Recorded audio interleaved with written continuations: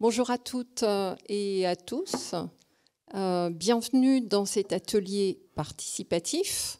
Donc vous avez tous noté le côté participatif. On va vous faire travailler. Atelier participatif autour de la thématique de la réduction de l'empreinte carbone du numérique. Nous allons aborder ce sujet de la manière la plus large qui soit. Et de partager avec vous des retours d'expérience et également interagir avec vous.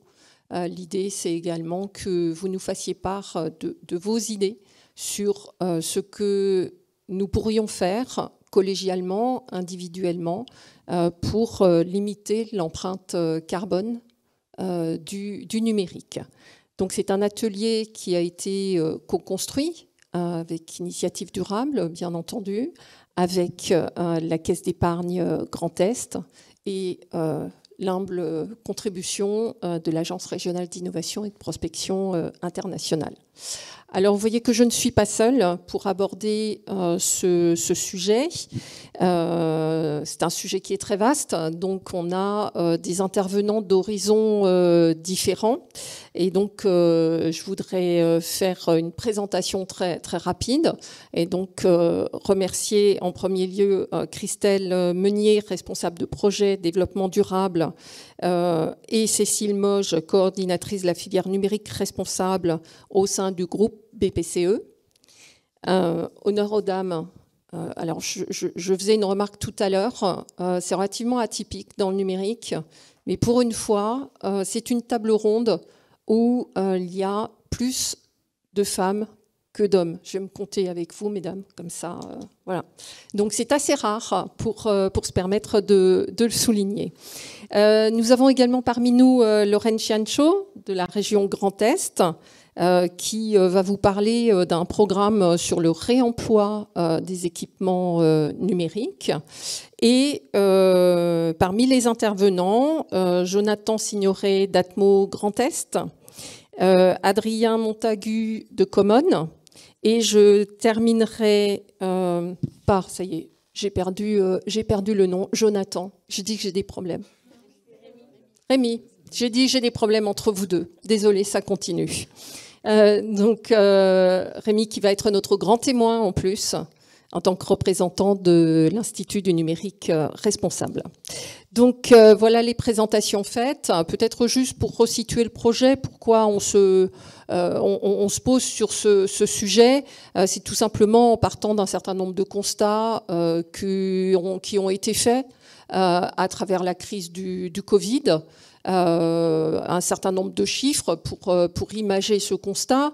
D'une part, par exemple, l'augmentation du trafic Internet, en particulier des ménages, de plus de 30%, une donnée publiée par l'ARCEP. Et d'autre part, du côté plutôt professionnel, l'augmentation de plus de 20 fois du nombre d'utilisateurs d'une application que je pense que vous connaissez tous, qu'on connaissait très peu avant le Covid, qui est Zoom.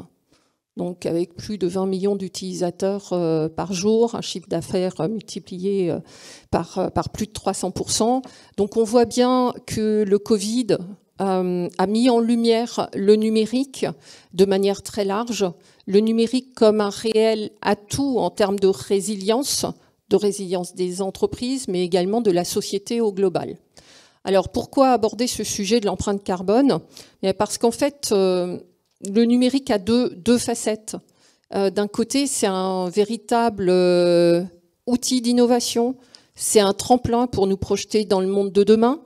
Il a des impacts tout à fait vertueux et il offre des capacités en termes de développement d'outils, de solutions qui contribuent à optimiser l'empreinte carbone de manière générale.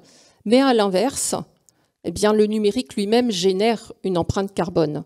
Et il est évident que plus on se sert du numérique, plus cette empreinte carbone augmente. Il est donc de notre responsabilité collective et individuelle d'intégrer ce sujet pour ne pas mettre en péril justement tous les bienfaits que peut apporter le numérique. Et donc c'est pour ça que nous avons souhaité vraiment aborder ce sujet et en entrée en matière, peut-être quelques chiffres, mais je ne vais pas les livrer en tant que tels. Quelques questions auxquelles je vous propose de réfléchir avant de donner la réponse. En premier lieu, à votre avis, à quelle fréquence changeons-nous nos smartphones en France? 2 ans? Majoritairement 2 ans? Bien vu, bien vu. Combien de kilos de matière devons-nous mobiliser pour fabriquer un smartphone?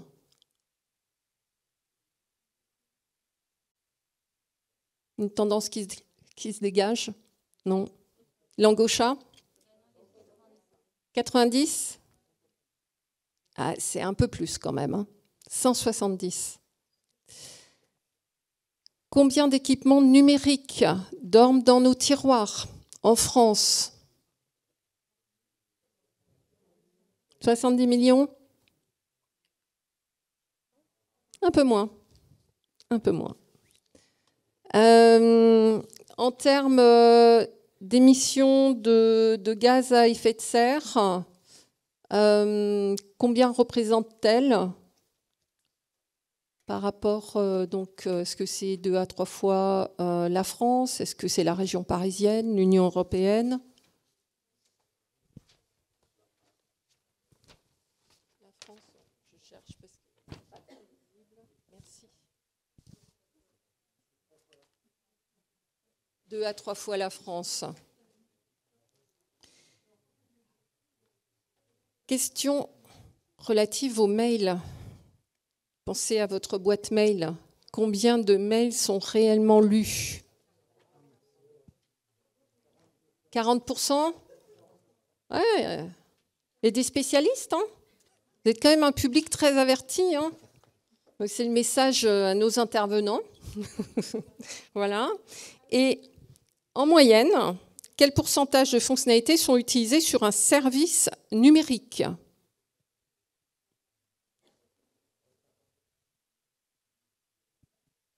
Bravo, bravo. Donc voilà en quelques chiffres qui imagent le sujet, le positionnent. Et donc je vous propose maintenant de rentrer dans le vif du sujet. Alors je crois qu'on s'arrête là-dessus, on revient là-dessus. Voilà. Et je vais en premier lieu m'adresser à Rémi. Donc, notre représentant de l'Institut numérique responsable. Je ne me suis pas trompée de prénom cette fois-ci. Peut-être dans un premier temps, quelques mots sur l'Institut du numérique responsable. Que fait cet institut? Oui, on peut donner quelques mots sur l'Institut du numérique responsable, qui on est, ce qu'on fait. En quelques mots, on se décrit comme un think and do tank. Et alors pourquoi est-ce qu'on précise le do? C'est parce qu'on est vraiment dans cette optique de proposer plutôt aux organisations des moyens de comprendre les enjeux du numérique responsable, de pratiquer, on va dire, le numérique responsable et également de mesurer l'empreinte du numérique du numérique de manière générale dans leurs organisations. Donc on est un think and do tank, on propose vraiment des outils qui puissent être les plus pragmatiques possibles pour permettre à chacune de ces organisations qui sont membres de notre association d'avancer, mais également ce qu'on souhaite faire à l'INR et ce que l'on fait de manière générale, c'est que l'ensemble des livrables que l'on propose sont également disponibles pour toutes et tous. Finalement, les organisations qui adhèrent à l'INR sont des organisations qui aussi portent en leur sein la conviction que ce qu'elles défendent doivent être également diffusés au plus grand nombre pour que de manière à ce que demain, finalement, le numérique responsable devienne une norme, on va dire, dans les organisations de manière générale.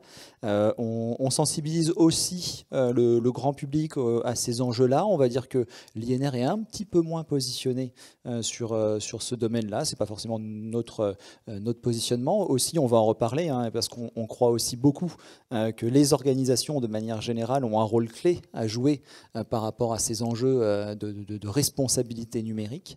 Mais on a quelques opérations qui sont là pour sensibiliser le grand public. On a par exemple un MOOC que vous pouvez aller voir, il est disponible pour toutes et tous sur academy-nr.org. Vous avez un MOOC pour vous sensibiliser aux enjeux du numérique responsable, un MOOC d'une demi-heure et un autre de 4h30 si vous avez envie d'approfondir les choses.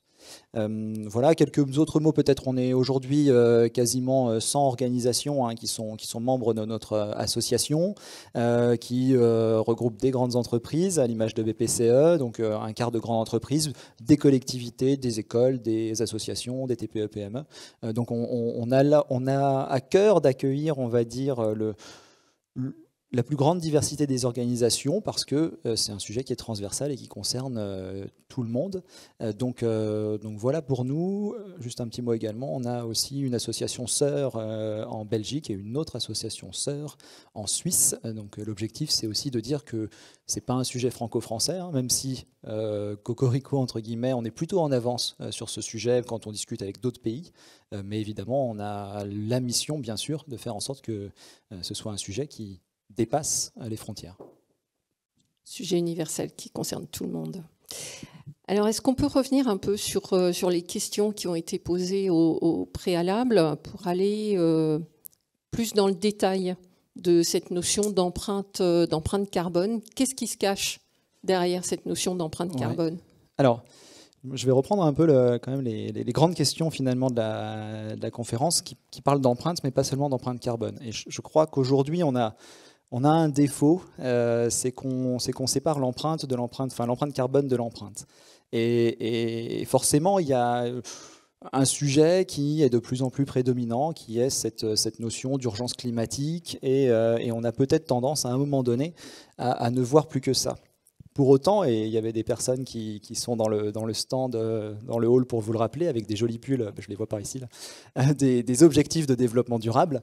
Et comme le définit l'ONU, hein, les objectifs de développement durable, c'est au-delà de l'urgence climatique. Et c'est de dire également en fait, que l'ensemble des enjeux ils sont reliés. Et donc dans le numérique, en fait, on peut parler de l'empreinte carbone, et c'est très bien, on va en parler aujourd'hui, mais je crois qu'il y a des notions qui sont extrêmement importantes, qui sont des problématiques liées notamment à la parité, on en a parlé un petit peu au début. Aujourd'hui, il y a seulement 25% de femmes qui travaillent dans le numérique. Moi, j'aime bien illustrer juste par un exemple. Quand on réfléchit aux assistants vocaux, la voix par défaut sur les assistants vocaux, c'est une femme. Je me dis que si 50% de femmes avaient participé au développement de ces outils-là, on se serait peut-être posé la question de dire, bon, qu'est-ce qu'on fait pour... Est-ce qu'on choisit une femme ou un homme? Est-ce qu'on laisse le choix à l'utilisateur, etc. etc. Et globalement, c'est un exemple parmi d'autres, mais évidemment que ça induit énormément de biais dans les outils qui sont aujourd'hui proposés de manière générale. Donc il y a un problème de parité, il y a un problème d'inclusion, évidemment. C'est-à-dire qu'aujourd'hui, il y a 14 millions de Françaises et Français. 14 millions, c'est 20% de la population française qui se dit éloignée du numérique. Donc ça veut dire que tout ce qui est conçu aujourd'hui, proposé en termes de services, il y a 20% de la population française. Et moi, je ne sais pas si je sais m'en servir, je n'ai pas forcément les moyens pour le faire, je n'ai pas forcément le bon accès, etc. Le troisième sujet, c'est évidemment l'éthique. Et alors là, quand on commence à parler d'éthique dans le numérique, entre les business models qui ne sont pas du tout éthiques, entre les GAFA de manière générale, que ce soit Google, Apple, etc., etc., Facebook, Meta, bref, évidemment, il y a un énorme sujet, et donc on pourrait y passer des heures, mais c'est évidemment relié. Mais donc, l'idée, en fait, c'est de dire qu'aujourd'hui, oui, le numérique, ça pèse 4% des empreintes de gaz à effet de serre dans le monde. 4%, c'est beaucoup. Mais en fait, si on cherche à réduire et à gérer le problème de manière globale, et non pas seulement l'empreinte du numérique, eh bien, enfin, l'empreinte carbone, eh bien, on va, de manière générale, agir sur chacun de ces sujets, et donc sur l'empreinte. À titre d'exemple, moi j'aime bien prendre un exemple simple. Aujourd'hui, il est plutôt sympathique de mettre une vidéo sur son site web en arrière-plan. Si je ne le fais pas, qu'est-ce que je gagne? Déjà, je peux faire des trucs super sympas au niveau texte, il n'y a pas de problème. Et on va vraiment ramener un exemple simple et vous allez comprendre. Mettre du texte sur un site, on peut faire des trucs graphiques, etc. Les gens, ils apprécieront aussi. Un texte, c'est moins cher à produire. Un texte, c'est moins cher à produire qu'une vidéo. Donc pour l'entreprise, c'est bénéfique. Un texte, c'est plus accessible Que des personnes soient, enfin, quelle que soit la situation de handicap d'une personne, un texte c'est plus accessible car ça peut être lu de manière audio, ça peut être lu de manière classique, et donc c'est plus accessible. Donc plus de monde va accéder au site. Troisième chose, évidemment c'est moins énergivore, donc ça consomme moins d'énergie, donc c'est un petit plus pour la planète également, on reviendra sur le petit plus. C'est que 3 choses parmi d'autres, hein, mais globalement c'est pour vous dire qu'aujourd'hui, quand on réfléchit en fait de manière globale, on va agir à la fois sur les gens, et faire en sorte qu'on ait un numérique qui soit profitable à toutes et tous. On a un numérique qui est plus soutenable pour la planète. Et la dernière chose également, ce sera plus vertueux pour les entreprises, parce qu'on aura des choses qui finalement seront moins coûteuses. Alors effectivement, c'est un sujet qui est vaste, avec de multiples dimensions, mais si on revient quand même à notre histoire d'empreinte carbone. Alors l'empreinte carbone, en gros, le sujet, c'est pas les mails. D'accord ? Il y a peut-être un problème de mail. Mais aujourd'hui, quand vous entendez qu'un email ou que 100 emails ou que je ne sais trop quoi, ça vaut 14 allers-retours Paris-New York, on évacue, on oublie, d'accord ? C'est basé sur un chiffre de l'ADEME, et l'ADEME c'est une source sûre, hein, mais en l'occurrence, ce chiffre, l'ADEME, ils l'ont sorti en 2011. Premier point. Deuxièmement, ils ont dit quoi ? Ils ont pris en fait ce qu'on appelle, ils ont fait une analyse de cycle de vie. L'analyse de cycle de vie, c'est d'essayer d'étudier tout ce qui se passe du coup, du point de départ de fabrication, on va dire, d'un objet ou d'un service, jusqu'à la fin. Qu'est-ce qu'ils ont fait comme hypothèse ? Ils ont dit, on va prendre un email qui pèse 1 méga. Un email qui pèse 1 méga, c'est quoi ? C'est un email où il y a 3 lignes de texte, ou 20 lignes de texte, ou 50 lignes de texte, si vous voulez, et 990 kilooctets de pièces jointes. Et évidemment, on n'envoie pas tous les jours un mail avec une pièce jointe, même si malheureusement, bon bref. Mais en tout cas, ce que je veux vous dire, c'est que cette extrapolation, elle est un peu farfelue, finalement, aujourd'hui, quand on la regarde. Et que comparer, en fait, de la consommation électrique à de l'empreinte carbone et à l'échelle où ça a été fait, c'est pas du tout, en fait, le bon raisonnement qu'on doit avoir. Donc, le traitement médiatique qui veut focaliser sur les emails, vraiment oubliez. Ne triez pas vos emails, c'est pas si dramatique que ça, même si on ne peut que vous encourager à avoir des pratiques plus vertueuses, évidemment. Mais encore une fois, ce qui va compter, c'est surtout, et vous avez très bien répondu à la question tout à l'heure, c'est qu'on change nos téléphones tous les 2 ans aujourd'hui. Et ça, c'est vraiment dramatique aujourd'hui. Pourquoi ? Parce qu'un téléphone, quand on regarde les phases de fabrication d'un téléphone, c'est une vraie catastrophe. La phase d'utilisation, bon, il y a des choses qui se passent, c'est pas terrible, mais on va dire que c'est ce qu'il y a de plus passable. Mais surtout également, en fait, en fin de vie, aujourd'hui, le recyclage des smartphones, c'est pas quelque chose d'extraordinaire. En gros, ce qu'il faut retenir, c'est que globalement, 2/3, voire un peu plus, des impacts se passent à la fabrication de nos équipements numériques. Et après, il y a de l'impact aussi. Mais ces 2/3, c'est à la fabrication de nos équipements. Donc si on fabrique moins, si on consomme moins, si on œuvre et si les organisations œuvrent pour que les équipements numériques soient, on va dire, plus durables, eh bien globalement, on va réduire de manière significative l'empreinte. Comment on fait pour réduire de manière significative l'empreinte avec l'allongement de la durée de vie des smartphones ? C'est construire des choses qui soient plus durables, plus réparables, évidemment. Et c'est engager également les organisations dans la fabrication de logiciels, de services numériques qui soient également moins énergivores, qui ne demandent pas forcément à mettre en place la dernière version du logiciel et qui ne vous forcent pas du coup à finalement avoir un outil en main qui soit obsolète avant même finalement d'avoir commencé à l'utiliser. Voilà déjà des premières pistes. Alors justement pour imaginer qu'est-ce qu'on peut faire, comment on peut y aller. Je vais céder la parole alternativement à Christelle et Cécile du groupe BPCE et à Jonathan d'Atmo. Voilà. Et première question que je voudrais vous poser, c'est pourquoi vous êtes lancé dans une démarche de ce type, donc autour du numérique responsable ? Donc, en fait, le groupe BPCE, donc en 2 mots, le groupe BPCE, c'est les banques populaires, les caisses d'épargne, Natixis et Palatine. Juste pour vous donner une petite idée, c'est le 2e groupe bancaire français. Donc, en fait, depuis 2011, le groupe BPCE publie son bilan carbone. Donc, à ce titre-là, on avait déjà quelques idées de notre empreinte propre en termes de bilan carbone. Et donc, ça nous a amené à détecter quels étaient, en fait, les postes les plus énergivores en fait sur notre propre bilan. Donc finalement, comme on est une entreprise de service, c'est assez limité. Ce sont nos immobilisations, dont le numérique. les déplacements de nos collaborateurs et puis les achats. Donc partant de là, on s'est comme aussi un peu posé la question de savoir ce qu'on allait pouvoir faire avec des groupes de travail à l'interne chez nous. Et en fait, on s'est dit que on allait déjà récolter aussi des bonnes pratiques de ce qui avait pu être mis en place dans les différentes entités du groupe, puisque chacun avait pu commencer un peu à réfléchir à réduire ses impacts. Et puis finalement, il y a eu aussi l'opportunité, grâce à la charte de l'INR, de signer cette charte-là. Et en enclenchant la mécanique de la charte de l'INR, on a pu mobiliser les dirigeants du groupe, leur expliquer pourquoi c'était important de s'engager justement dans le numérique responsable, avec justement ce que disait aussi Rémi, c'est-à-dire que ce n'est pas seulement l'empreinte carbone, mais tous les aspects responsabilité, y compris les achats, la durée de vie, les utilisations et l'éthique. Donc c'était important qu'on se lance dans cette opportunité-là.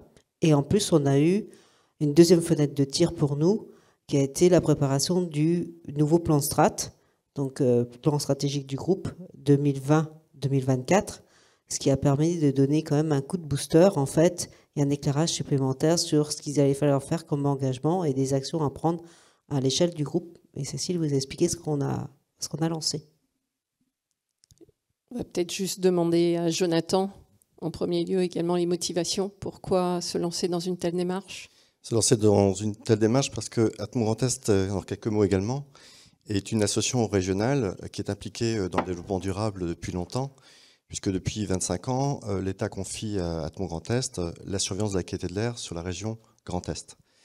Nous sommes une petite équipe de 80 collaborateurs qui a pour principal objectif d'aider à peu près 250 collectivités, services de l'État, industriels et autres associations à traiter des problèmes de santé et d'environnement liés à la pollution atmosphérique, et ceci en tenant compte des enjeux climat, air, énergie de façon conjointe, puisqu'on sait qu'elles sont interdépendantes, et d'apporter donc une cohérence dans ces actions-là.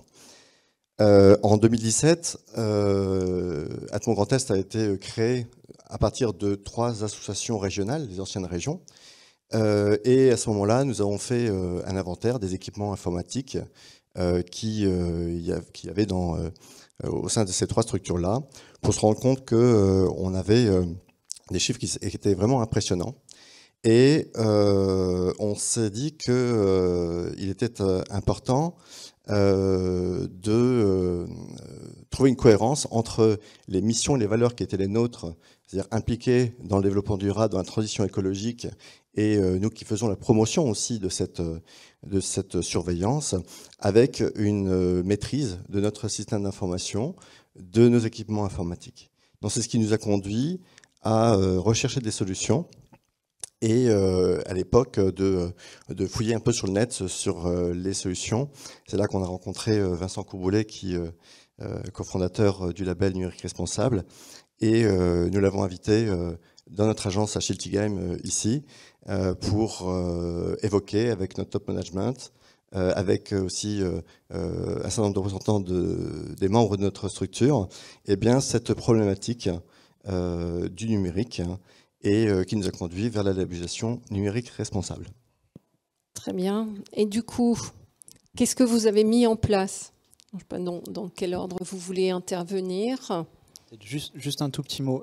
Oui. L'Institut du numérique responsable, du coup, est à l'origine donc de la charte numérique responsable que le groupe PPCE a pu signer, et aussi à l'origine du label numérique responsable que du coup Atmo Grand Est a passé avec succès.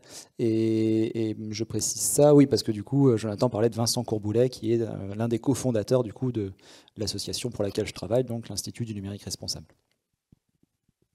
Merci de la précision. Alors revenons-en aux actions qui ont été concrètement mises en œuvre. Oui, alors pour le groupe BPCE, on a commencé par réaliser une sorte de tour de table des contributeurs sur notre filière informatique, en réunissant des acteurs de nos opérateurs informatiques, de notre RSE avec Christelle, et également de notre filière achat. Ça nous a permis d'identifier toutes les actions, toutes les initiatives qui avaient pu être démarrées localement, en ordre dispersé, si je peux dire, mais qui étaient néanmoins très intéressantes chacune. de réfléchir à nos objectifs, à notre stratégie et du coup à nous structurer en filière. On a maintenant une filière numérique responsable pour le groupe. Et cette filière est structurée en 5 principaux chantiers. Un premier chantier autour du cycle de vie des équipements. Tout à l'heure, on parlait du cycle de vie.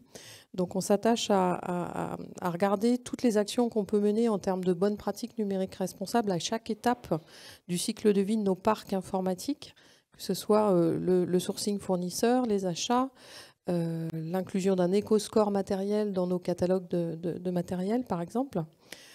Évidemment, de réfléchir à ce qu'on peut mener comme action en termes de réduction de nos parcs et d'allongement de la durée de vie de nos matériels. Ce qui n'est pas simple, mais on prend en compte le sujet. On a un sujet de mise en veille prolongée de nos postes de travail, même si on sait que ce n'est pas là-dessus que ce sera le plus significatif. Et puis, bien entendu, en fin de vie, comment on gère nos déchets. Dans ce gros chantier, on prend en compte également, et ça c'est important, sur les aspects de responsabilité, un sujet de mise en accessibilité de notre environnement de travail collaborateur. Aujourd'hui, on n'a pas de solution, je ne sais pas si ça existe partout, mais en tout cas, ce n'était pas le cas chez nous. Un collaborateur en situation de handicap, aujourd'hui, n'a pas les mêmes chances par rapport à sa probabilité de panne et d'équipement adapté à sa situation. Donc on réfléchit à une solution intégrée et supportée en centrale par nos SI mutualisés pour qu'un collaborateur en situation de handicap, quelle que soit sa situation, ait le même support qu'un autre collaborateur. On a un deuxième chantier autour de la conception responsable de nos services numériques, puisque étant un groupe bancaire, on a forcément une couche applicative significative. Et là aussi, on raisonne cycle de vie pour prendre en compte le numérique responsable, les bonnes pratiques à chaque étape, là aussi, du cycle de vie d'un logiciel, depuis l'expression de besoin de ce logiciel, en passant par la conception, le développement, l'intégration, je ne l'ai pas cité, mais l'architecture, un peu en amont de ça. Pardon, le MCO dans la durée de vie des fonctionnalités, et puis le décommissionnement applicatif pour gérer aussi la fin de vie, et on n'y pense pas toujours, pas suffisamment, au décommissionnement applicatif. Donc on traite tous ces sujets, et bien entendu dans ce sujet-là, ça tire également toutes les problématiques de data, flux et stockage qu'on va prendre en compte. Un troisième chantier qu'on a nommé rayonnement numérique responsable, dans lequel on s'attache à traiter les problématiques de sensibilisation de tous nos collaborateurs aux usages, principalement la transformation des usages. On va traiter également dans ce chantier la formation de nos collaborateurs informatiques, et on est en train de construire une offre de formation numérique responsable qu'on intègre dans nos catalogues de formation, qui va nous permettre de positionner de façon assez centrale le numérique responsable dans notre transformation digitale. On inclut également dans ce chantier toute la thématique de comme interne, comme externe, autour de nos actions.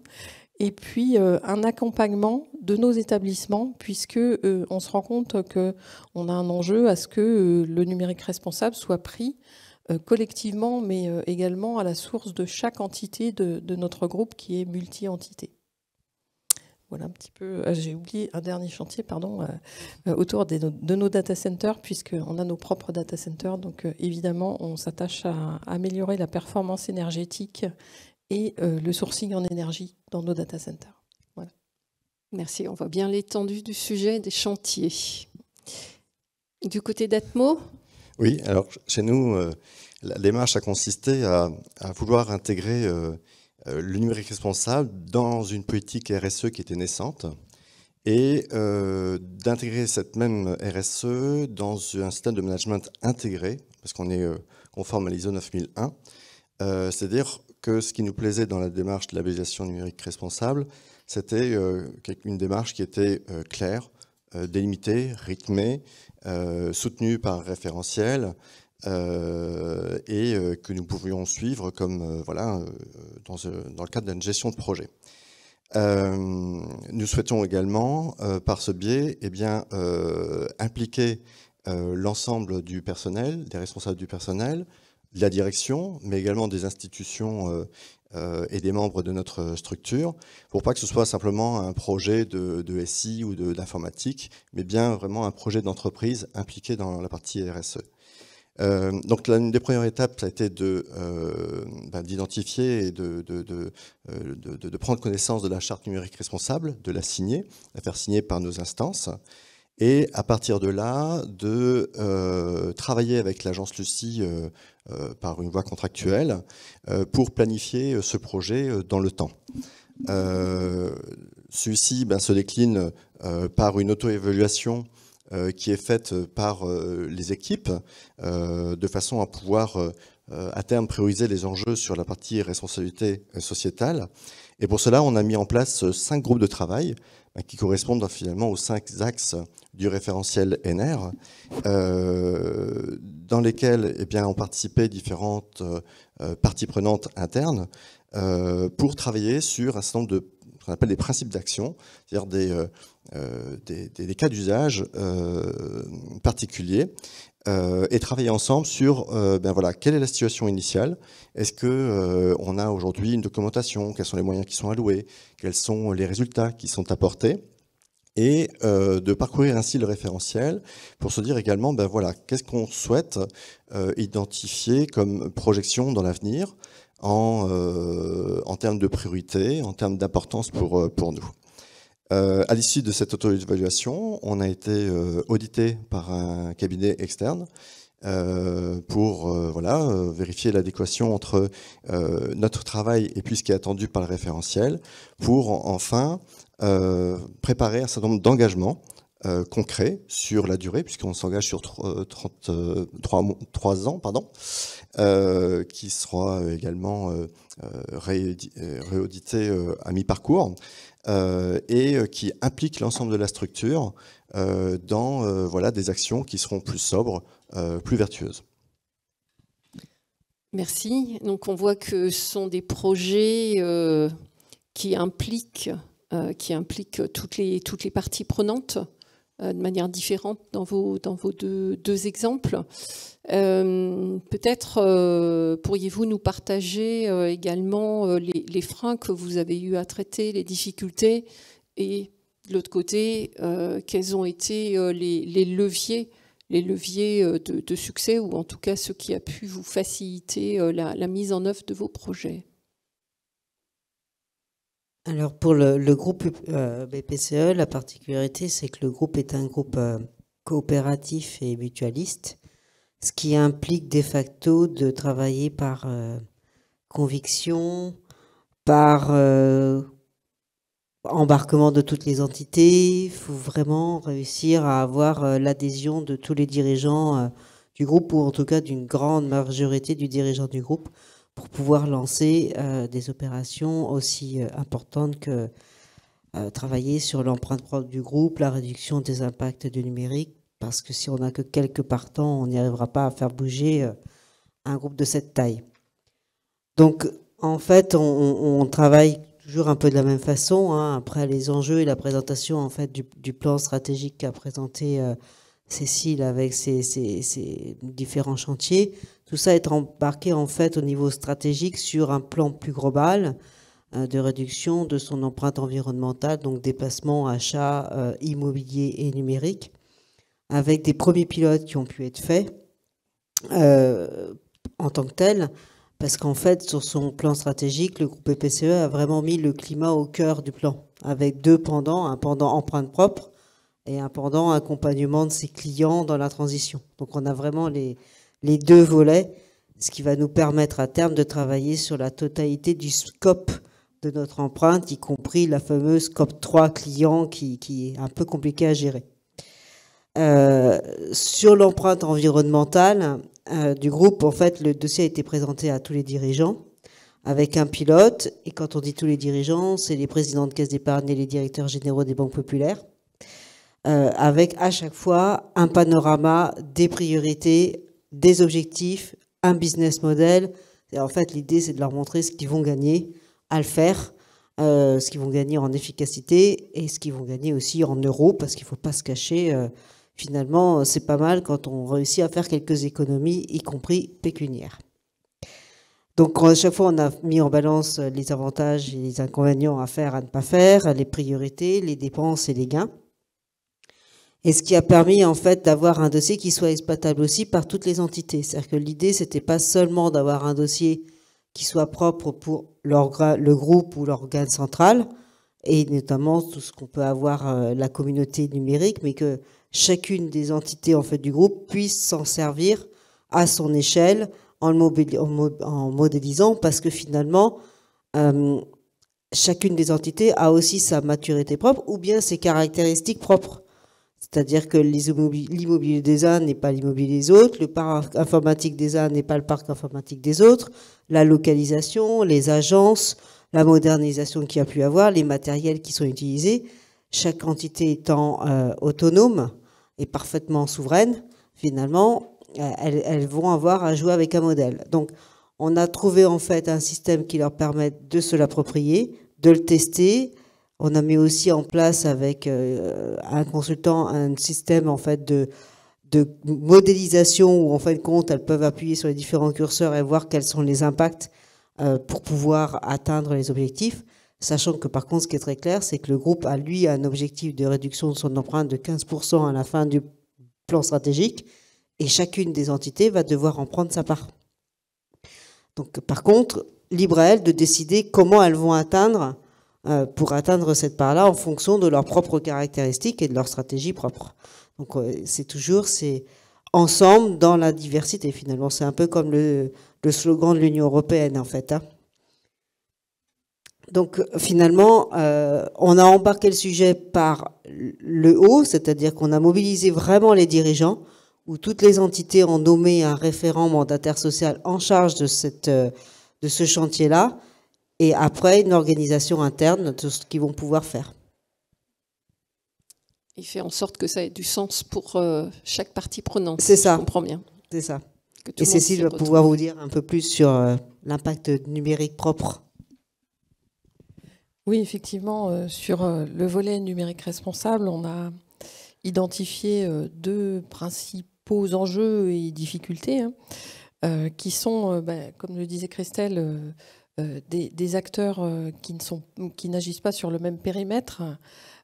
Par exemple, on a une communauté d'opérateurs informatiques qui, par définition, va traiter une grosse partie du sujet au travers des services numériques, des data centers, mais également les établissements, donc nos caisses régionales, nos banques populaires, qui ont leur part aussi à apporter au travers, là plus spécifiquement, des usages de leurs collaborateurs, donc de la sensibilisation à la transformation des usages, de la gestion de leur parc de matériel, et puis agir également en local sur la data, sur le stockage et l'empreinte de la data sur le numérique.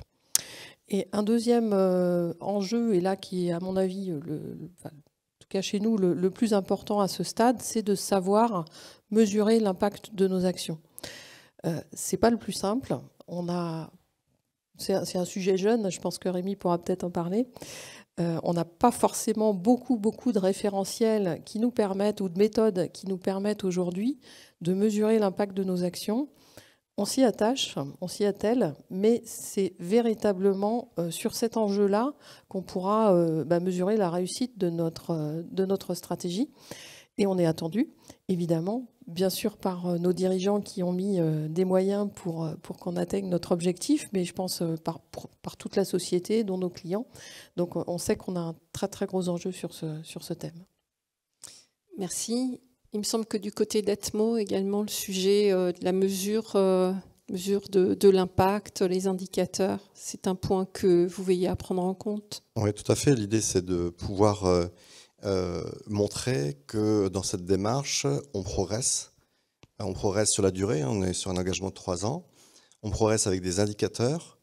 Et ça, c'est un des éléments facilitateurs de la démarche numérique responsable, notamment du référentiel, qui est d'inviter donc les personnes qui souhaitent se labelliser, les structures qui souhaitent se labelliser, vers des engagements qui soient clairement décrits, qui soit planifié dans le temps, qu'il y ait des livrables bien identifiés et des pourcentages d'avancement qui peuvent être connus de tous. Ça, c'est vraiment important dans l'idée de mobiliser aussi les équipes et les institutions que d'être transparent sur ces éléments-là. On a quand même 27 engagements qui seront pris sur les différents champs que sont de l'impression au data center en passant par l'éco-conception. Donc on est sur quelque chose de relativement ambitieux et il ne faut pas perdre les gens sur cette durée-là. D'où l'intérêt d'avoir donc ce canevas qui est suivi et même cette exigence de par le label. Sur les difficultés, finalement, la principale difficulté pour nous, puisqu'on a lancé cette démarche-là en janvier 2020, eh bien, ça a été la crise sanitaire avec le confinement, puisqu'on voulait lancer une démarche dynamique, transversale, mais du coup, chacun chez soi pour lancer ça. Pour autant, on y est arrivé. Au bout de 9 mois de travail. Pas facile non plus d'expliquer aux gens qu'on va travailler sur une réflexion sur les équipements, alors que tout le monde a besoin d'un équipement, un nouvel équipement pour travailler en télétravail. Mais voilà, ça a permis quand même de se poser ces questions-là et de savoir si il y avait des alternatives à l'achat d'équipements neufs, par exemple. Et ça a conduit très rapidement à se tourner vers des solutions alternatives comme le reconditionné.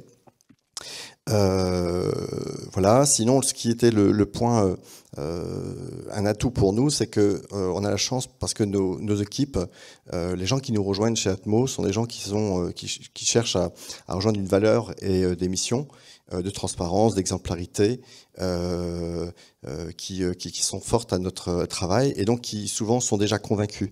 Et c'est vrai que depuis des années, on a mis en place un certain nombre de travaux qui finalement ont été des éléments facilitateurs pour répondre aux exigences du label et donc qui était assez simple finalement d'engager les personnes, les collaborateurs et jusqu'au président de notre association dans ce travail-là. Mais c'est vrai que quand même, comme point de départ, le fait de faire signer par le président et être reconnu par les instances cette charte numérique responsable, ben voilà, c'est un sponsor important. Ça montre que c'est important pour les institutions.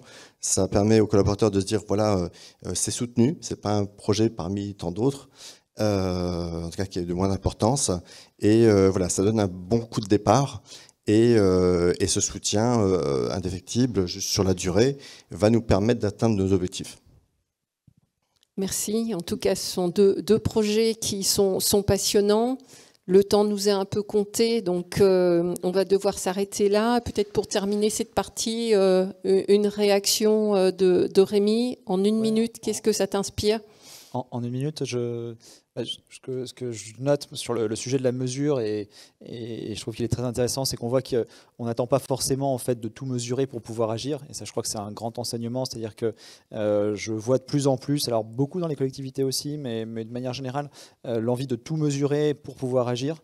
Non, on voit aussi aujourd'hui en fait, qu'on connaît assez de choses, et il y a assez d'études en fait, qui sont sorties pour se dire on sait là où on peut agir pour avoir de l'impact. Après, idéalement, ce serait bien de pouvoir mesurer au plus près, mais finalement, c'est encore difficile. Le numérique fait son introspection finalement assez rapidement par rapport depuis qu'il existe, par rapport à d'autres secteurs d'activité. Donc ça, c'est quand même une chose hyper intéressante. Mais évidemment, la mesure, c'est pas forcément simple. À titre d'exemple, il y a 2 ans, et c'est pas pour critiquer les travaux existants, c'est juste pour dire la difficulté de la tâche. Il y a 2 ans, il fallait plus regarder de vidéos parce que sinon, en fait, si vous continuez à regarder du streaming en ligne, vous alliez casser la planète. 2 ans après, on se rend compte que finalement, c'est pas si dramatique que ça et qu'en fait, l'évaluation, elle est compliquée. Donc, tout ça, c'est complexe, mais pour autant, on peut agir, et je trouve que c'est ce que finalement montre l'exemple à la fois d'Atmo Grand Est et du groupe BPCE. Merci pour cette synthèse. Je vous propose maintenant de passer au témoignage de Lorraine et Adrien. Donc, on va se placer un peu de l'autre côté, de ceux qui peuvent amener des solutions, des outils. Et pour commencer l'échange, je voudrais vous interpeller à travers une question très simple qui est quel est votre positionnement, à quels enjeux répondez-vous à travers vos actions?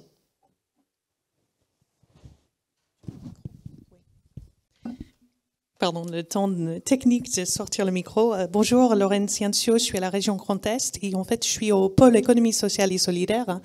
Et justement, ça m'a bien plu d'entendre parler des ODD, les objectifs de développement durable en général et pas seulement cette question d'empreinte carbone, parce que notre projet, ça va à la fois être justement sur la réutilisation, de prolonger la vie des machines, parce que ça a un impact très important, mais on a aussi cette opportunité d'aider en proposant de matériel à un prix abordable et matériel de qualité à des personnes qui autrement n'auront pas l'accès.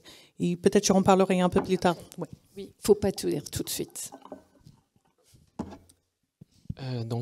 Adrien Montaigu, cofondateur de la coopérative Common. Donc nous, on est vraiment sur l'axe du matériel parce qu'on pense qu'au travers de l'allongement de la durée du matériel, on peut réduire l'ensemble des externalités aussi bien en amont qu'en aval des produits électroniques, qu'ils soient sur les plans environnementaux ou sur les plans sociaux, parce qu'on a vaguement évoqué les conditions de travail dans les unités de production ou dans les mines où ils sont extraits les matières premières ou dans les décharges à ciel ouvert au Ghana où ce sont des enfants qui vont récupérer les métaux dans les cendres incandescentes des terminaux qui sont brûlés à l'air libre.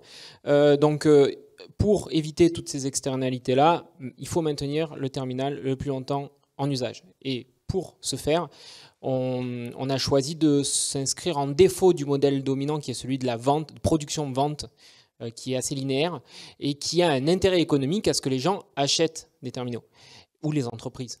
Et donc, quand on a un intérêt à ce que les gens et les entreprises achètent des terminaux, forcément, sur un marché qui est saturé, on va naturellement avoir des phénomènes, sans forcément imaginer que c'est intentionnel, mais on va avoir la mise en place de stratégies pour favoriser le renouvellement des terminaux, que ce soit au niveau software avec l'arrivée d'une nouvelle version qui va être un peu plus gourmande, qui va, pour parler de Windows 11, obliger les terminaux à disposer d'une puce associée au processeur, et les terminaux qui n'auront plus de processeur compatible se verront rendus obsolètes, ou des stratégies agressives de marketing qui vont pousser au renouvellement en faisant miroiter des monts et merveilles tels qu'un écran pliable ou l'émergence d'une nouvelle technologie nous permettant de télécharger l'intégralité de la trilogie du Seigneur des Anneaux en 10 secondes.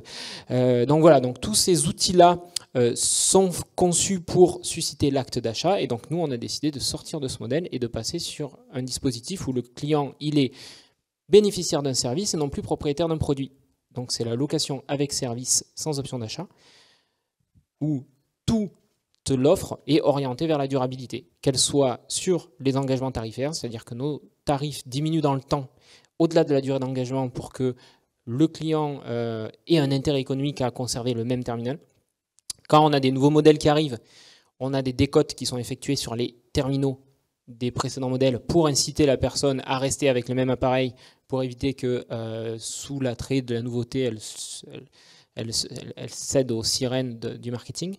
On a aussi des accompagnements des utilisateurs pour faciliter, par exemple, si je prends l'exemple du Fairphone, puisque c'est donc l'appareil le plus emblématique en termes de réparabilité, ils sont souvent critiqués sur la qualité de leur caméra. Donc ils ont sorti le Fairphone 3 Plus pour corriger ce défaut-là. Et nous, on s'est aperçu en interne que si on optimisait correctement la caméra du Fairphone 3, parce qu'entre le Fairphone 3 et le Fairphone 3 Plus, c'était simplement le module caméra qui changeait, si on optimisait par l'utilisation d'applications tierces la caméra du Fairphone 3, nos clients n'avaient pas besoin de commander le module Fairphone 3 Plus parce que pour 80% des usages, ça allait être satisfaisant. Donc on accompagne aussi les usagers dans le soft et aussi la mise en place de logiciels open source, etc. Mais j'ai l'impression d'être trop long déjà. Non, c'est bon. Okay. Non, mais c'était la deuxième question. Okay, Qu'est-ce que vous proposez concrètement? Mais c'est pas un souci. Et du coup, vous vous adressez à tout type de structure, tout type de public? Alors en fait, on s'est lancé grâce au B2C et les particuliers, puisque c'est facile d'essuyer les plâtres sur des personnes militantes qui sont très motivées, avant d'aller vers les entreprises et les plus grandes organisations. Donc on s'est lancé en 2017 sous statut associatif. On a lancé une campagne de précommande qui nous a permis de convaincre les banques de nous suivre et lancer l'entreprise commerciale sous statut de société coopérative d'intérêt collectif dès janvier 2018. Et à partir de là, on a commencé petit à petit à s'orienter vers des TPE, des PME, et puis maintenant on commence à envisager des déploiements de flotte qui dépassent la 50aine d'appareils pour aller vers la centaine d'appareils déployés. On a mis en circulation 2000 appareils, donc ce qui est intéressant de noter, c'est que sur le fascicule qui a été distribué, il est marqué 1500, et en fait on a passé le cap des 2000 là la semaine dernière, donc on a une assez forte traction en ce moment vers le B2B, et aujourd'hui plus de 50% de notre chiffre d'affaires est au niveau des pros, puisqu'on déploie donc des Fairphone, des Crosscall, ce sont des smartphones ultra résistants qu'on peut jeter par terre, enfin bon c'est pas souhaitable, hein. Mais voilà, des casques audio, des tablettes de Crosscall aussi, des ordinateurs fixes et portables.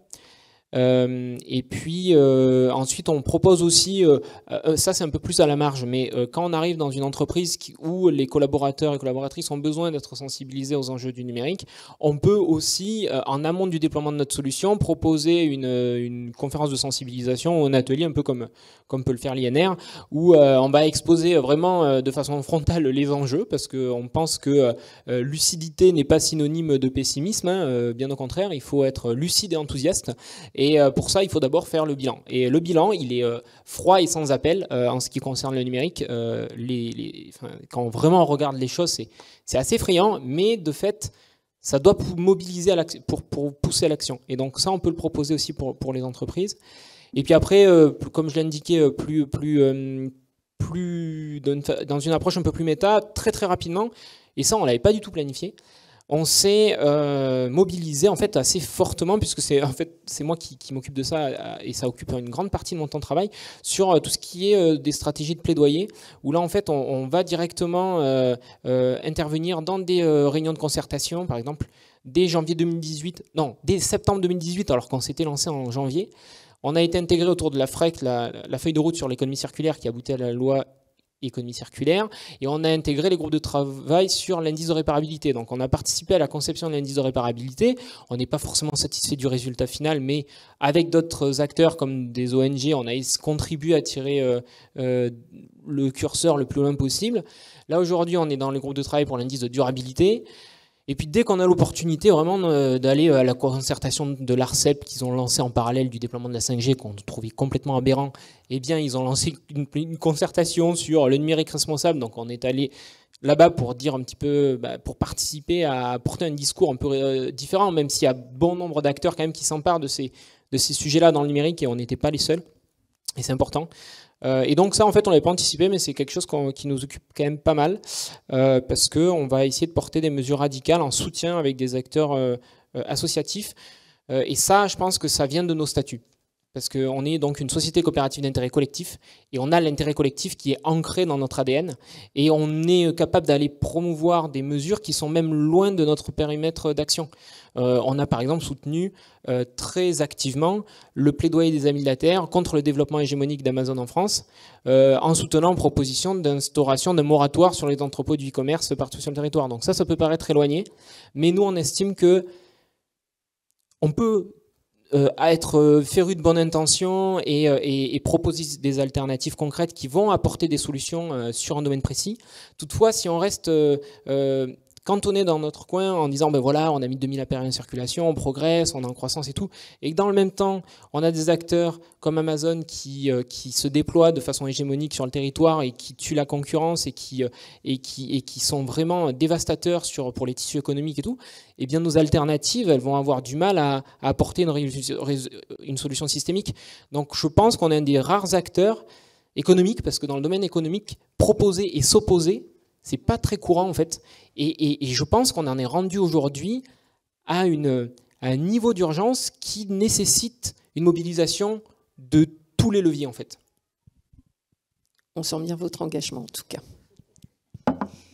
Sur le même sujet, Lorraine, Oui. on s'était arrêté tout à l'heure. Oui, Donc, concrètement. Concrètement, donc juste pour un petit peu de contexte, l'action a eu comme genèse un groupe de travail des acteurs de l'économie sociale et solidaire, justement pour aider les acteurs de l'ESS pendant la crise sanitaire et aussi préparer l'avenir. Et le sujet d'inclusion numérique était clairement une nécessité urgente, mais ça représentait aussi une opportunité parce que l'ESS est un acteur historique dans l'économie circulaire, dans le réemploi. Et on a par exemple sur Strasbourg, on a Envie et Humanis qui œuvrent dans le réemploi, la remise en état des ordinateurs et des autres appareils électroniques pour Envie, mais aussi en fait, ils sont là-dedans depuis longtemps. Mais la question, c'est comment est-ce qu'on peut rendre ce service disponible partout, le fluidifier et vraiment inciter les entreprises et les collectivités à donner ou faire cession de leur matériel.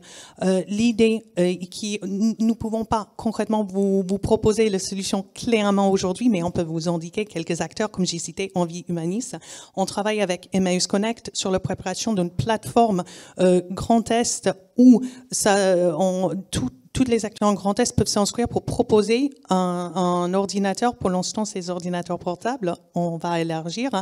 Et ensuite, ces machines seront prises en charge par des acteurs de l'économie sociale et solidaire qui vont réaliser une remise en état, qui peuvent aussi faire l'effacement de données. Et ensuite, ces matériels sont vendus à des prix abordables auprès des structures d'accompagnement des personnes en situation d'exclusion numérique. Donc, c'est vertueux à chaque étape, mais ça répond aussi à un besoin, notamment des entreprises à taille intermédiaire et petites et moyennes entreprises. Qu'est-ce qu'ils font avec les ordinateurs en fin de vie? Bon.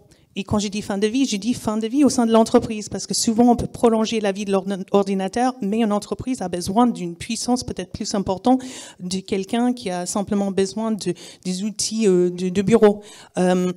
Donc ça, c'est la volonté. Il y en a des acteurs en place et puis on travaille notamment avec Grand Innov dans le cadre d'Action Business Act, justement pour un peu doper le processus et apporter de l'expertise régionale, notamment avec une étude en cours sur qu'est-ce que c'est le potentiel en Grand Est. Il y en a beaucoup de potentiel, donc on pourra avoir un impact important juste en aidant et créant une offre clé en main.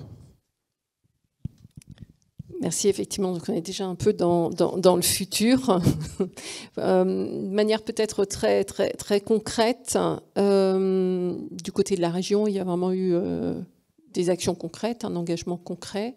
Oui, tout à fait. Bon, on passe sur le modèle d'exemplarité. On aurait voulu faire plus grand, mais la région a accueilli beaucoup de stagiaires et des apprentis, donc on a dû réduire la taille, mais on a fait en lien avec Emmaüs Connect, via une session, parce que les collectivités ne peuvent pas si facilement que ça donner de l'équipement. Donc, on a cédé à titre,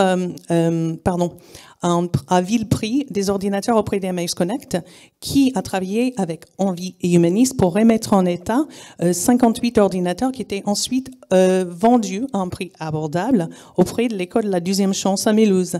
Et c'était à la fois une opportunité pour nous de faire quelque chose de vertueux, mais même si c'était un tout petit nombre des ordinateurs, mais par la suite aussi, ça nous a aider à un peu mieux comprendre les difficultés possibles pour une structure. Donc, j'ai cité lors de nos échanges la question des cartons. On a pris des ordinateurs des 3 sites de la région, Châlons, Metz, Strasbourg.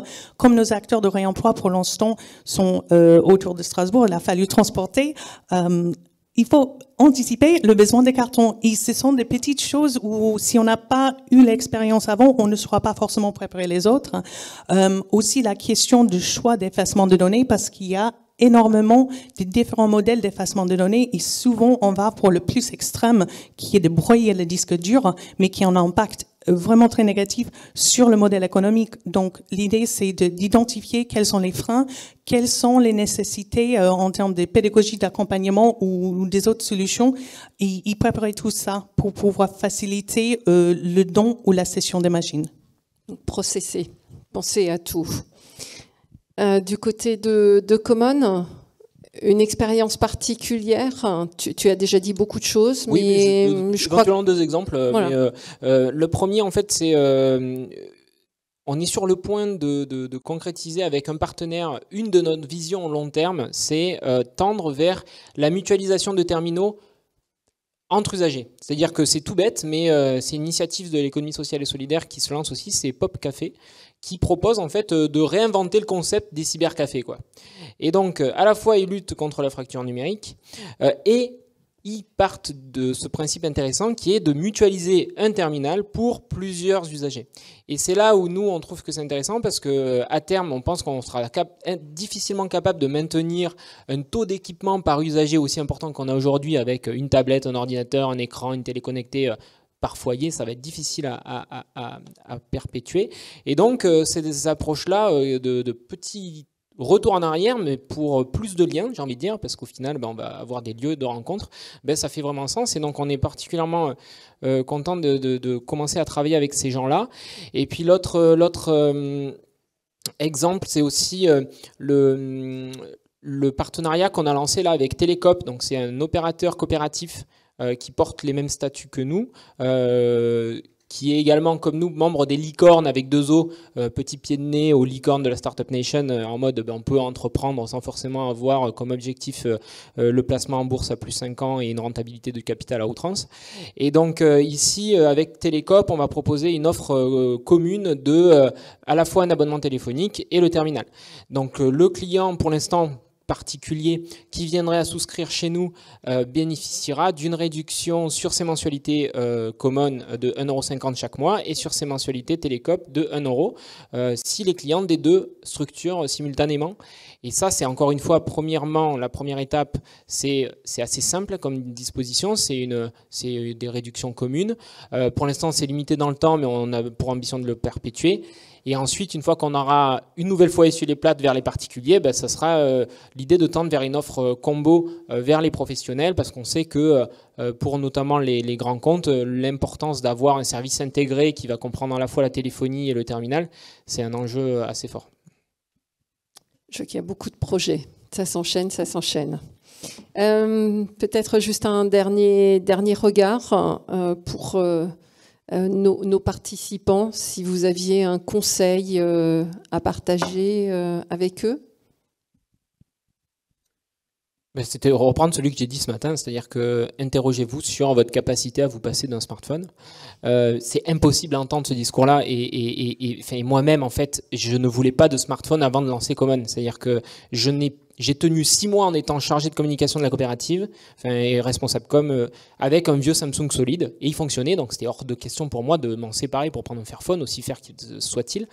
Et je compte bien, à moyenne échéance, là actuellement j'ai un Fairphone 2, pouvoir retourner vers ce qu'on appelle un dumbphone, parce que il faut qu'on arrive à se soustraire de cette addiction au numérique, qui est aujourd'hui certes un atout en termes de résilience, comme ça a été évoqué. Ça permet l'accès à l'horizontalisation de l'info, ça permet des mécanismes de coopération, c'est vraiment un outil fabuleux, mais il faut rationaliser nos usages, et ça c'est important. Donc bon, c'est un peu provocateur le petit conseil là, mais sinon forcément, avant de changer, interrogez-vous sur le fait, est-ce que vous ne pouvez pas le réparer, c'est déjà plus accessible. Lorraine. Et donc peut-être dans le cas que vous ne pouvez pas vous en passer, de vraiment penser à une seconde vie. Il y a plein des acteurs qui existent sur cela. Mais ça demande aussi une organisation personnelle de penser à l'effacement de données et préparer pour pouvoir le donner. Rémi, le regard. Du coup, moi, ce que je note là sur les échanges qui viennent de se produire, je note 4 choses. À la fois réduire, allonger, reconditionner et permettre le reconditionnement. D'abord, sur l'idée de réduire, il y a 2 notions que tu évoques et que je trouve hyper intéressantes dans l'offre de Common, qui est de dire l'objectif, c'est comment est-ce qu'on peut réduire notre consommation de smartphones et quelles peuvent être les incitations finalement à le faire. On voit que l'incitation économique, c'est un levier qui est toujours fort, évidemment. Il y a également réduire notre dose de numérique de manière générale aussi, et ça aussi c'est une vraie réflexion, c'est quel modèle de société, ça va bien au-delà finalement de l'empreinte environnementale, hein, mais finalement c'est là aussi encore une fois tout est lié, quoi. C'est-à-dire que je pense mon rapport à l'autre et je suis vraiment avec l'autre, et quand je suis avec lui et je ne suis pas sur mon téléphone, c'est un tout petit gain pour la planète, mais c'est sans doute un très grand gain pour les échanges et la société qu'on veut construire. Donc ça, je trouve ça très, très, très important. Allonger du coup la durée de vie des équipements, c'est l'un des premiers leviers aussi qu'il faut activer avant même de repenser le reconditionnement. Donc comment nous, en fait, à notre échelle, on peut essayer de penser l'allongement de la durée de vie de nos équipements de manière générale, en prendre soin, du coup, évidemment. Reconditionner, du coup, et Lorraine l'a beaucoup évoqué, c'est là aussi donc un enjeu. C'est comment, en tant que particulier, je peux essayer de faire ma part du travail. On l'a vu, on a énormément d'équipements numériques qui traînent dans nos tiroirs. Donc, comment est-ce que je peux aller me diriger vers des solutions qui me permettent de reconditionner. Et puis, en tant qu'organisation, comment je peux le penser de manière globale.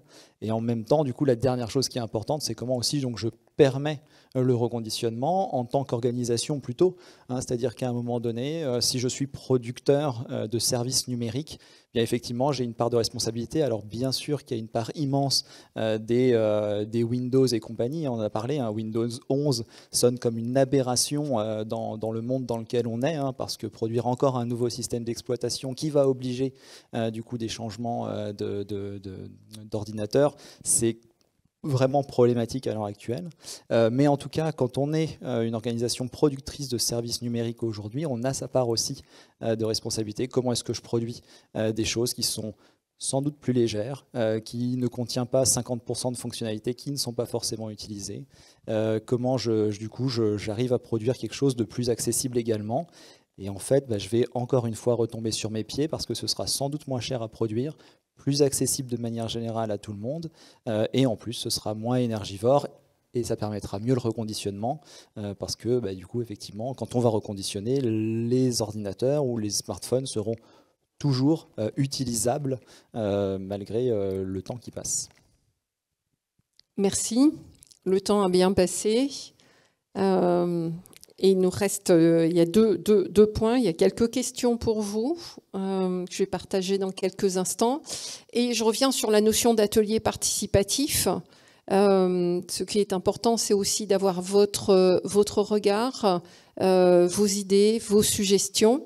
Et pour ça, je vais céder la parole à une de mes collègues, Cindy, et j'en profite vraiment pour remercier les équipes d'Initiative Durable qui ont œuvré en coulisses et mes collègues Cindy et Sephora qui ont apporté main forte dans l'organisation. Et je vais donner la main à Cindy pour lancer la séquence interactive.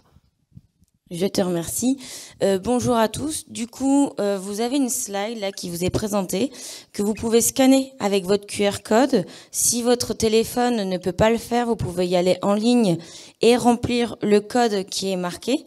Vous avez 2 espaces qui vous sont proposés. La question 1 avec un post-it bleu, qu'il faut que vous preniez cette couleur, qui est quelle action mettez-vous en place pour réduire votre impact numérique. Rassurez-vous, tout est marqué sur le klaxon, donc vous n'avez pas besoin de noter cette question quand je vous la dis maintenant. Et vous avez un deuxième post-it vert à remplir, donc quand vous cliquez sur le petit plus, qui est suite à cet atelier, quelle action numérique allez-vous mettre en place au sein de votre structure. Ce qui va se passer, c'est que là, les questions-réponses qui ont été en ligne vont être posées auprès des intervenants par Isabelle. On vous laisse répondre sur le klaxon en parallèle. Et suite à ça, on reviendra vers vous pendant l'échange pour savoir si vous aussi, vous avez des questions à poser aux intervenants. Voilà. Oui, bien sûr, la connexion est anonyme, donc bon, mettez quand même des choses pertinentes, mais du coup, on ne sait pas qui met quoi. Voilà. Et donc, pendant ce temps, je vais me permettre de revenir vers nos intervenants avec quelques questions qui ont été remontées au fil de l'eau, au regard en rebond à vos interventions. Et première question, je vais les poser à nos intervenants, participants de la Banque Populaire, du groupe Banque Populaire BPCE et Atmo. Dans vos stratégies de réduction d'impact numérique, au sens large du terme, l'idéologie de vos structures est-elle remise en question? Et il y a notamment le lien avec l'actionnariat, le lien au profit, la relation au vivant. C'est très large. Qui se lance? Alors moi, je veux bien me lancer pour le groupe BPCE. Alors côté actionnariat, pour BPCE, on est tranquille parce qu'on est un groupe coopératif, donc on n'a que des sociétaires. Donc déjà, On est, comme diraient nos confrères du Crédit Mutuel, nous sommes une banque qui appartient à ses clients. Donc de ce côté-là, on n'est déjà pas tenu à remonter des dividendes avec un taux de rentabilité important. Donc ça, c'est déjà fait. Après qu'effectivement, les questions du climat interpellent et nous amènent à changer notre business model, ou en tout cas à nous interroger sur notre business model, ben, on est comme toutes les entreprises, oui. Mais après, quand on se dit aussi qu'on va accompagner nos clients, c'est aussi pour faire perdurer notre structure, mieux les accompagner. Et quand on se dit qu'on est aussi un acteur responsable et qu'on pèse et qu'on finance 20% de l'économie française, on ne peut pas être en marge et sur le bord de la route et regarder ce qui se passe. Donc on prend notre part en disant qu'on va réduire notre empreinte de 15%. Merci. Du côté d'Atmo? Oui, pour Atmo, on est une association à but non lucratif. Donc on n'a pas d'actionnaires à alimenter ou à satisfaire. Pour autant, on a des missions et des valeurs à défendre. Je parlais d'exemplarité, de transparence. On a une mission de service public qui est incontournable. Et on va mettre à profit cette démarche NR, bien sûr dans une volonté d'exigence écologique, mais également économique, puisque lorsqu'on se penche un petit peu sur nos consommations d'équipements et qu'on regarde des situations alternatives, on a également des budgets alternatifs. Et c'est ce travail-là que l'on conduit, puisque, comme vous l'avez cité, derrière ça, il y a aussi une pérennité du modèle économique. Il y a une crédibilité à avoir aussi par rapport au grand public, à nos membres, à nos partenaires. Et je pense que plus on joue sur la transparence et plus on est en exemple, et plus on peut être dans ce cercle vertueux. Très bien. On continue de votre côté. Encore d'autres interrogations. Cette fois-ci, c'est une question relative à la politique d'achat vis-à-vis des logiciels. Est-ce que vos pratiques ont évolué ? Est-ce que vous avez des conseils, des choses à faire ou à ne pas faire que vous ne faites plus ?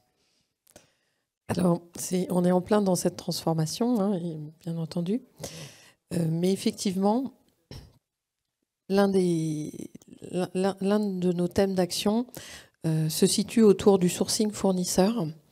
Et on prend en compte maintenant des critères RSE au sens large, mais numérique responsable également, dans nos appels d'offres. Et on a inclus, on va dire, des choses qui tournent autour de ce qui se situe dans la charte du numérique responsable, mais dans les critères RSE qu'on inclut dans nos appels d'offres. On est en train de travailler pour cela. Donc oui, on prend en compte, c'est une transformation sur le long terme, et on souhaite, en complément de cette action qui est un petit peu, enfin qui n'est pas une sanction, mais en tout cas qui a vocation à pouvoir évaluer les réponses à nos appels d'offres de nos fournisseurs. Mais ce qu'on souhaite, c'est sur le long terme accompagner également nos fournisseurs. Alors on les accompagnera peut-être pas tous, mais en tout cas les faire se questionner et essayer de les inciter à avoir leur propre démarche numérique responsable. Oui. Pour Atmo, on est dans le même sujet. On n'a pas attendu d'être labellisé pour intégrer dans les critères d'analyse des appels d'offres une part de plus en plus importante liée à la RSE. On est monté de 5 à 15%, même maintenant 20%, avec bien sûr le risque qu'on ait quand même des réponses à nos appels d'offres. Donc ça c'est intégré et c'est un engagement qui est vraiment fort, soutenu en interne, également pour ces questions de pérennité économique. Mais aussi sur la partie logicielle, on a mis en place également des éléments pour avoir des critères d'éco-responsabilité dans le développement de logiciels auprès de nos partenaires. Et également un autre engagement, c'est que nous allons prévenir l'ensemble de nos fournisseurs de notre démarche pour leur proposer de réfléchir avec nous sur des solutions qui correspondent à notre démarche. Et puis dernier point sur la partie aussi, toujours partie logicielle, on n'a pas non plus attendu notre démarche pour intégrer là où c'était possible, des solutions de type open source, puisque c'est quelque chose qui est cher pour nous. Et on se laisse 3 ans aussi pour progresser dans cette voie-là, puisque c'est quelque chose qui doit se faire dans le temps, avec un accompagnement des collaborateurs, et aussi une étude de faisabilité. Et donc ceci est programmé dans notre feuille de route. Donc vous êtes emparé du sujet, on voit que ça se fait dans le temps. Juste une réaction. Oui, bien sûr. L'Institut du numérique responsable a produit un guide des achats numériques responsables en collaboration avec la direction interministérielle au numérique. Donc si vous cherchez soit sur notre site internet, soit sur internet de manière générale, guide des achats numériques responsables, vous devriez trouver. Merci de la précision. Et du côté de la plateforme Emmaüs Connect, tu disais qu'elle est en réflexion. Le plateforme, c'est quelque chose qui amène des Emmaüs Connect au niveau national. Donc, c'est eux qui ont vraiment la charge. Et ça sera un sujet à discuter. Donc, je vous remercie vraiment pour leur réflexion. J'avoue que pour l'instant, on est vraiment sur détecter les gisements et encourager les acteurs des ateliers de réemploi. Et cette vision un peu 360 est importante et ça fait partie des réflexions pour l'avenir. Merci. Je jette un coup d'œil au klaxon. C'est très riche. C'est très, très riche. À la fois, alors j'ai demandé là, si on peut afficher en fait le board klaxon. À la fois sur les actions qui sont déjà mises en place. Donc on voit que voilà, c'est déjà un sujet qui est intégré. Soit à travers de l'éco-conception, de sites internet, du parc de matériel reconditionné. Je prends quelques exemples, hein, ils peuvent pas afficher. Bon, ok. À travers des bonnes pratiques, comme le fait de débrancher les appareils électroniques à la fin de chaque utilisation. On ferme bien le robinet d'eau à certains moments, on éteint la lumière. Donc ça rentre un peu dans cette même logique d'hygiène numérique cette fois-ci. Un jour par semaine sans mail. Donc on est bien là sur les actions qui sont mises en place. Donc il y a ce type de pratique. Qu'est-ce qu'on va retrouver ? Charte de bonnes pratiques, hein, il y en a pas mal. L'utilisation maximisée des appareils. Donc, dans cette logique de prolonger la durée de vie, le maintien des équipements au maximum. N'hésitez pas à réagir hein, sur quelques idées. On est en train de regarder. On va retrouver vraiment la conservation du matériel. Hein, c'est ce qui ressort beaucoup. Le recyclage des téléphones. Le fait d'arrêter les pièces jointes dans les mails, un vaste sujet, là aussi, dans les bonnes pratiques. La simplification du système d'information.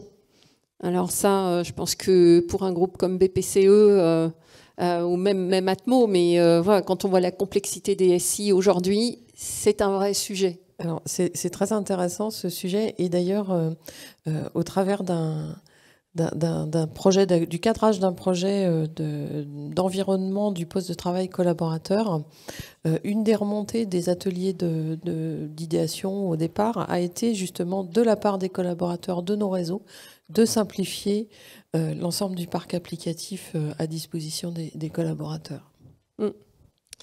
Ah, ça y est, merci beaucoup, merci. Et on voit également un sujet de formation des salariés. Je crois que ça a été évoqué aussi hein, dans vos démarches, sensibiliser, former les parties prenantes, les collaborateurs, oui, pour qu'ils soient acteurs eux-mêmes. Oui. Voilà. Donc en synthèse, hein, vraiment des gros sujets autour des équipements, durée de vie des équipements, optimisation de l'usage des équipements, des bonnes pratiques autour des mails. Je vois également, on a parlé de la région, mais l'Eurométropole, je vois l'équipe, ou au moins une partie de l'équipe qui est là, qui donne plus de 11 000 équipements informatiques depuis 2012. Donc c'est aussi l'exemplarité des institutions, des collectivités. Merci pour ce partage. Très intéressant encore autour d'un service d'intérêt économique général pour favoriser le réemploi au sein de l'Eurométropole. C'est parfait. Oui. Il faut pas devancer. Donc, elle est fan de l'action. Depuis hier, je crois que ça fait 3 fois qu'elle m'en parle. Pour elle est convaincue. Du coup, l'Eurométropole de Strasbourg est en passe d'être labellisé numérique responsable et a signé la charte numérique responsable en juin dernier, est également membre de l'INR. Oui. Si je peux me réagir un petit peu à chaud, parce qu'effectivement, il y a beaucoup de lumière qui est mise en ce moment sur le reconditionnement, et c'est essentiel parce qu'on a des gisements énormes sur le marché qu'il faut revaloriser. Toutefois, il faut quand même faire attention à ne pas considérer que c'est une solution qui va résoudre nos problèmes. C'est-à-dire que de notre point de vue, le reconditionner aujourd'hui est essentiel à développer.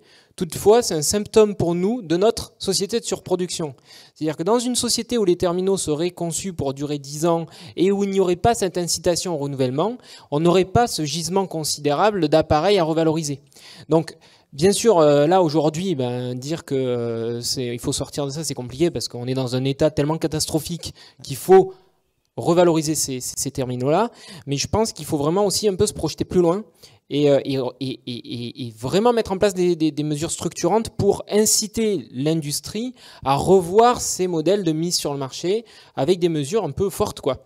Parce que trop souvent, on a vu les 20% d'obligation d'achat de produits reconditionnés pour les collectivités dans le cadre de la loi économie circulaire, c'est bien, mais l'interdiction de la pub sur les produits polluants, qui auraient pu être les SUV et les produits électroniques par exemple, ça c'est passé à côté. Alors que là, on avait un levier de lutte contre ces mécanismes de renouvellement en fait.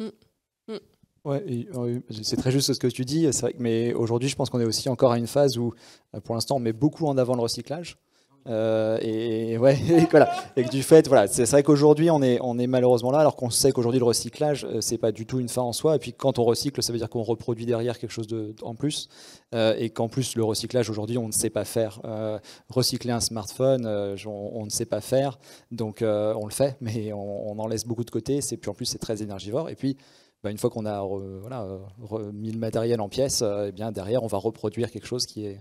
Donc on va dire qu'effectivement le numéro 1 c'est allongement, le numéro 2 c'est reconditionner, le numéro 3 c'est recyclage, et puis le reste, il ne faut surtout plus que ça arrive, mais les filières sont encore aussi en structuration. Penser différemment, construire différemment. Si je peux compléter, évidemment, d'accord avec tout ce qui a été dit, et je crois qu'on a un enjeu. Alors, j'ai pas la solution, mais je crois que dans les années futures, il y a une tâche autour du lobbying auprès des grands fournisseurs, que ce soit soft ou hard, pour arrêter ces pratiques abusives d'obsolescence. Et alors 100%, et alors là il faut que les grands comptes ils jouent leur poids là, en mode on vous commande plus de matos, c'est pas possible quoi. Arrêtez les stupidités en voulant rester poli quoi, non, parce que c'est vraiment catastrophique. Hein. Alors là je sens que ça va s'emballer. Ça va s'emballer, on va se calmer. Un petit focus, ça n'enlève rien au fond du sujet, hein, du tout, hein, ne me prenez pas. Petit focus sur les actions que vous allez mettre en œuvre. Donc, bien entendu, on retrouve beaucoup de choses autour du reconditionnement, autour de la réparation. On trouve également des choses autour de la démarche RSE.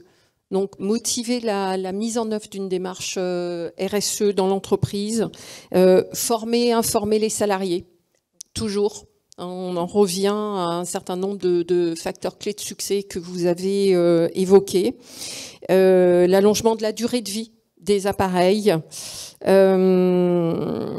Alors, on trouve également solliciter l'INR. Voilà, par exemple, pour organiser une conférence de sensibilisation. Je crois que j'ai vu un petit mot pour Common, utiliser des services Common.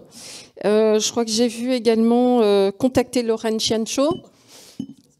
Donc, bon, voilà, n'hésitez pas. Il y a d'autres idées, comme la suppression hebdomadaire de sa boîte mail. Bon. Ok, vrai sujet. Effectivement, travailler avec des acteurs qui proposent des services tels que ceux de Common plutôt que des fournisseurs traditionnels. Ça, on retrouve plusieurs sujets autour de ça.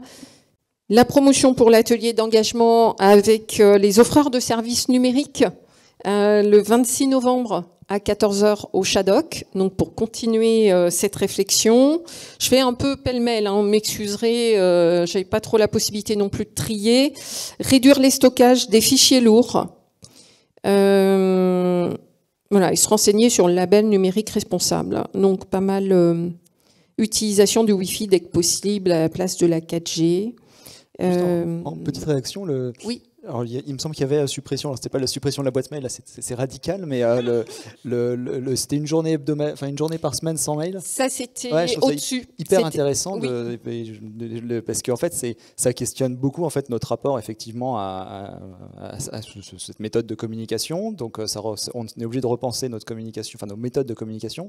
Puis en plus, on se rend compte aussi qu'on est beaucoup moins interrompu dans la journée. Du coup, on produit beaucoup mieux. Et en fait, c'est ça que, encore une fois, c'est à chaque fois pareil, c'est que en fait, on se rend compte que finalement, c'est bénéfique pour nous en termes de santé mentale, c'est quand même nettement mieux. C'est mieux pour les relations en fait au sein de l'entreprise. Et en plus, c'est un petit gain également au niveau énergétique, ce qui est pas plus mal. Donc, je trouve que c'est des initiatives qui sont hyper intéressantes, je trouve. Petite réaction aussi sur le fait de placer finalement les individus, les personnes au cœur du projet. C'est fou lorsqu'on travaille en réseau, comme c'est riche d'échanger. Quand on est en interne, les collaborateurs, on dit voilà, la porte est ouverte, vous pouvez vous exprimer sur ce sujet-là. Il y a beaucoup d'initiatives, il y a beaucoup de propositions. Donc c'est pas simplement les informer, c'est les impliquer, les mobiliser, leur dire regarde, il y a du temps là-dessus, on va vous écouter, on va mettre en œuvre, on va vous aider. Ça, c'est indispensable. Et puis travailler en réseau aussi avec l'extérieur, c'est-à-dire avec toutes nos parties prenantes. Quand je vois que contacter Laurine pour la suite, ben, je le ferai aussi, puisque je pense qu'il y a tout intérêt, et on le voit là, de pouvoir travailler en réseau, parce que il faut aussi, une fois qu'on se lance, ben, trouver des partenaires, avoir du feedback sur ce qui marche pas. Et je pense qu'on est bien parti pour arriver à ça. Si je peux me permettre un dernier petit mot sur pour les collaborateurs. Depuis 2020, le groupe BPCE avec les entités participe au World Digital Cleanup Day. Alors c'est vrai que Rémi, c'est vrai que c'est pas les mails qui sont le plus important, mais c'était aussi un moyen de sensibiliser aux éco-gestes. C'était aussi un moyen pour nous d'expliquer que qui dit mail, qui dit gros fichier, qui dit appli qu'on n'utilise pas, ben c'est des volumes de stockage, c'est des places dans les data centers. Tout ça, ça nous nécessite d'avoir des serveurs occupés, d'avoir un peu plus d'immobilier, parce que c'est pas dans les nuages, même si ça s'appelle le cloud, c'est pas un truc qui vole là. Donc rendre des choses concrètes, et ça nous a permis de commencer un peu à mobiliser, sensibiliser et diffuser un guide des éco-gestes sur ces aspects-là, pour que chacun prenne un peu l'habitude de vider ses poubelles numériques finalement, parce que au même titre qu'on garde pas nos déchets dans nos apparts, c'est pas mal de pas les garder dans nos boîtes mail. Et je réagis rapidement parce que c'est l'INR qui coporte l'opération Cyber World Cleanup Day. Et c'est vraiment l'idée de créer une première sensibilisation, d'impliquer aussi, comme le disait Jonathan, et de dire allons-y, prenons une journée pour nettoyer nos données. Parce qu'en fait, c'est aussi dans l'optique de se dire, alors il y a ce que tu disais qui était extrêmement juste, c'est aussi de se dire, en fait, quand je vais supprimer mes données, je vais aussi potentiellement rallonger la durée de vie de mon équipement, parce que la mise à jour qu'on n'a pas pu faire, on a tous vécu à cause du fait qu'il y avait trop de photos dans le smartphone. Donc c'est ça aussi l'idée qu'il y a derrière. Et puis c'est mobiliser, c'est sensibiliser. Ce que font les entreprises quand elles se mobilisent sur cette opération, le Cyber World Cleanup Day, c'est aussi faire des ateliers de sensibilisation au numérique responsable. C'est très bizarre de se voir en même temps faire des chats. Et donc voilà, donc c'est cette idée-là en fait, c'est de créer un premier élan. On sauvera pas le monde avec un Cyber World Cleanup Day, mais en tout cas on engage aussi dans une compréhension de ces enjeux. C'est en tout cas ce qu'on essaye de faire. Bien, écoutez, je vois que nous sommes arrivés à la fin de cette session. J'ai le droit de conclure. On me dit que j'ai le droit de conclure. Merci. En tout cas, un grand merci à vous toutes et tous pour vos témoignages, à vous toutes et tous dans l'Assemblée, parce que vos retours ont été riches. Donc c'était important également d'avoir votre retour, vos réactions. Je pense qu'on voit que c'est un sujet qui est prenant, passionnant, d'intérêt sociétal en fin de compte. que c'est un sujet qui concerne tout un chacun à titre personnel, mais qui nous concerne collectivement.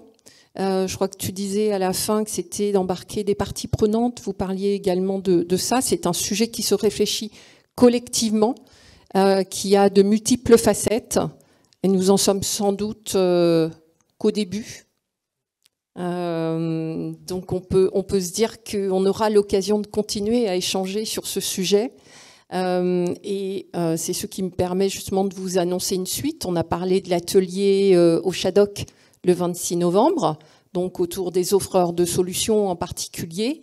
Je voudrais également vous donner rendez-vous d'ici un mois à peu près, le 7 décembre, ici au même endroit, dans le prolongement de nos relations entre Initiatives Durables, l'Agence régionale d'innovation et de prospection internationale, dans le cadre d'un événement qui s'appelle le 360 Grand Est, donc qui en sera à sa 3e édition. Nous prévoyons un certain nombre d'échanges autour du sujet du numérique en général et plus particulièrement du numérique responsable.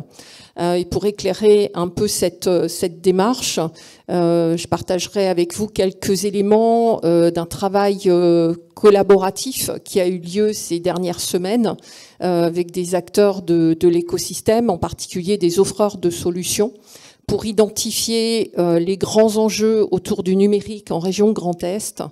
Et le numérique responsable a été unanimement mis en avant comme étant un des enjeux majeurs pour la région Grand Est.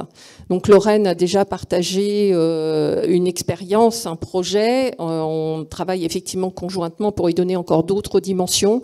Je pense qu'il y a des choses qui se passent du côté de l'EMS, dans les différentes entreprises. Donc nous avons pas mal d'ingrédients et surtout la volonté des parties prenantes d'avancer sur ce sujet. J'espère donc vous revoir très nombreux le 7 décembre ici même. Et puis en tout cas, l'ensemble des intervenants reste à votre disposition, puisque je crois qu'il y en a qui voulaient rencontrer l'Institut du numérique responsable. Il est obligé de partir. Il est obligé de partir. Bon, Lorraine est là pour ceux qui veulent échanger avec Lorraine ou en savoir plus sur les expériences du groupe BPCE, d'Atmo, les services de Common. Il y avait pas mal de sujets là-dessus. N'hésitez pas. Nous restons à votre disposition. Merci à vous et puis bonne continuation dans cette journée. Au revoir.